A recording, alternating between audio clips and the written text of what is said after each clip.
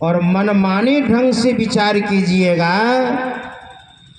तो मुक्तिकोपनिषद में बताया है कि तब तो अच्छा नहीं हुआ, गड़बड़ हो जाएगा तब। इसलिए मुक्तिकोपनिषद में कहा है पुरुष दो तरह से विचार करते हैं, जो शास्त्र का विरुद्ध है वो तो फिर उटपटांग हो गया, बेकार हो गया। शास्त्र सम्मत विचार करें जो सत्संग में होगा। अच्छा, शास्त्र में भी बहुत बार गड़बड़ी होती है। एक बहुत बड़े विद्वान हुए, उसने तुलसी बाबा की जो रामायण है सारी चौपाइयों को उन्होंने गड़बड़ी कर दी। आधी चौपाई तो ठीक है और आधी चौपाई में अपनी विद्वता को मिसयूज किया उसने। एक महात्मा मुझे सुना रहे थे 1990 में जब मैं हिमालय गया कुप्पा घाट छोड़ करके, तो एक बहुत वृद्ध महात्मा ने मुझे कहा महाराज गड़बड़ रामायण का नाम आपने सुना है? मैंने कहा नाम से ही पता चलता है कि कोई गड़बड़ी है इसमें। कहा एक विद्वान हुए, बहुत बड़े विद्वान थे, लेकिन तुलसी बाबा की चौपाइयों को उन्होंने गड़बड़ी कर दी। बड़ा सुंदर उन्होंने एक चौपाई उसने सुनाई, उस महात्मा ने मुझे, रामायण की एक चौपाई। और प्रसंग कितना सुंदर है कि भगवान श्री राम और महाराज लक्ष्मण ये दोनों माता सबरी की सेवा स्वीकार कर जब आगे बढ़े, ऋष्यमुख पर्वत के समीप जहाँ पर सुग्रीव अपने मंत्रियों के साथ वो रहता था, तो वहाँ की चौपाई है आगे चले बहुरी रघुराया, ऋष्यमुख पर्वत नियराया। कितनी अच्छी चौपाई है। आगे चले बहुरी रघुराया, भगवान श्री राम आगे हैं और ऋष्यमुख पर्वत नियराया, नियर सामने में ऋष्यमुख पर्वत दिखाई पड़ रहा है। तो सुग्रीव ने जैसे देखा, चूंकि बाली के डर से सुग्रीव उस पर्वत पर रहता था और बाली वहां नहीं जा सकता था, क्योंकि बाली ने अपने छोटे भाई को घर से बहिष्कृत कर दिया था, सारी संपत्ति लेकर, उनकी पत्नी को भी लेकर। तो कभी बाली उस पर्वत पर गया था और एक दुंदुभी नामक राक्षस को उठा करके पटक करके मार डाला था।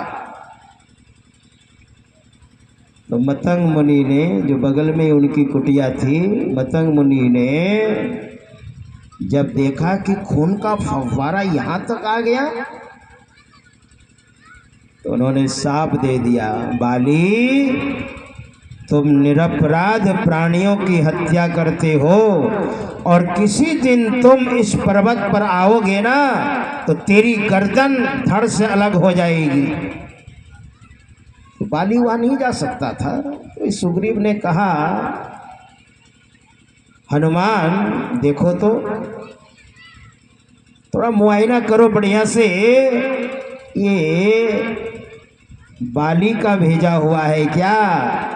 पठिए बाली होई मन मैला, भागौ तुरंत तजौ यह सैला। अगर बाली का भेजा हुआ है तो मैं तो भाग जाऊंगा इधर। कितना सुंदर प्रसंग है। और गड़बड़ रामायण बनाने वाले ने गोस्वामी जी महाराज की रामायण की चौपाइयों को, आधी आधी चौपाइयों को अपनी ओर से जोड़ दिया। बढ़िया चौपाई को उसने गड़बड़ कर दी। क्या गड़बड़ कर दी? आगे चले बहुरी रघुराया, यहां तक तो ठीक है। और ऋषमुख पर्वत नीराया, आधी चौपाई में क्या गड़बड़ कर दी कि पीछे से लक्ष्मण बीड़ी सुलगाया।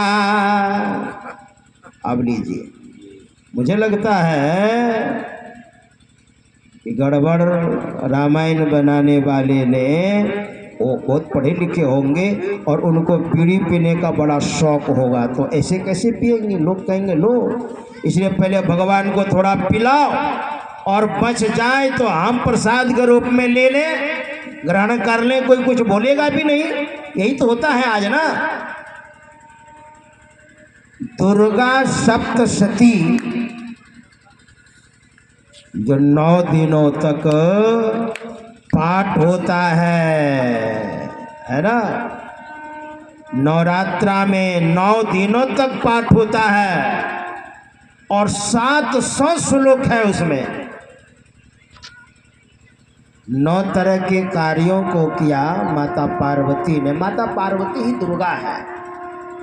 दुर्गा नामक राक्षस को मारने के कारण दुर्गा नाम पड़ा, और 9 तरह के कार्यों को जो किया इसलिए दुर्गा नाम पड़ा। और कितना बढ़िया उसमें वर्णन है। संपूर्ण दुर्गा सप्तशती में कहीं ऐसा वर्णन नहीं है कि माता दुर्गा कहती है हमको पाठा लाओ, खस्सी लाओ, मैं खाऊंगी। ऐसा कहीं वर्णन नहीं है।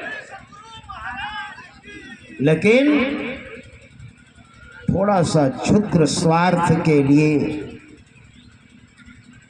और दुर्गा मैया के नाम पर पाठा खस्सी चढ़ाते हैं, हिंसा पद्धति को कायम रखने के लिए। वहां तो ऐसा वर्णन है, या देवी सर्वभूतेषु मातृरूपेण संस्थिता, नमस्तस्यै नमस्तस्यै नमस्तस्यै नमो नमः।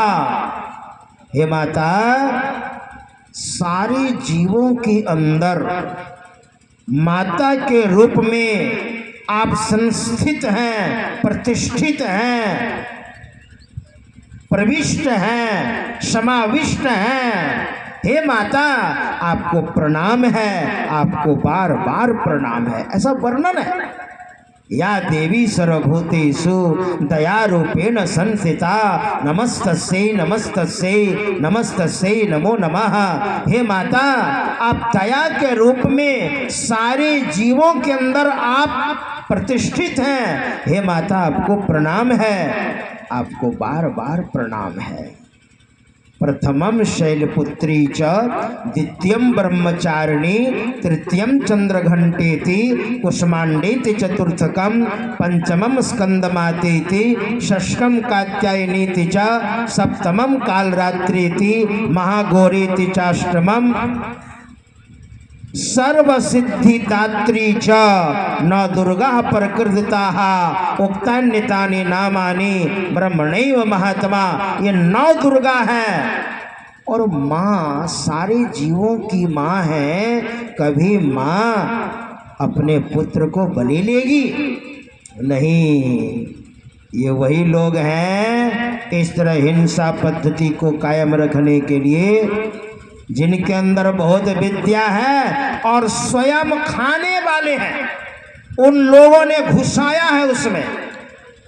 दुर्गा सप्तशती में मैंने बढ़िया से पढ़ा है, और एक जगह उन्होंने क्षेपक मतलब अलग से घुसाया है। जबकि अनुष्टुप छंद होता है जिसमें 32 अक्षर होते हैं और उसमें अलग से एक जगह घुसा दिया है। और जानते क्या घुसाया है? मांस मदिरा से भी दुर्गा माँ को पूजन कर सकते हैं, मगर ब्राह्मण को छोड़ करके, और पूजा कराने वाले ब्राह्मण ही हैं। आप बोलिए आप।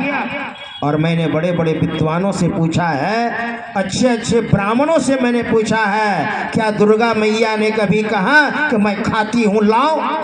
का नहीं मारा है। हमने कहा आप सही माने में विद्वान है, ब्राह्मण है, आइए मेरे समीप आप बैठिए। और मैंने खुद अध्ययन किया है। मेरे कहने का मतलब है कि सत्संग में बैठिएगा तो बात समझ में आएगी, और मन माने ढंग से आप कीजिएगा तो उलट पुलट अर्थ होगा, और क्या होगा? गड़बड़ी हो जाएगी। 84 लाख के चक्कर में पड़े रहेंगे। इसलिए हमारा वेदों में है, और चारों वेदों में कहीं ऐसा वर्णन नहीं है।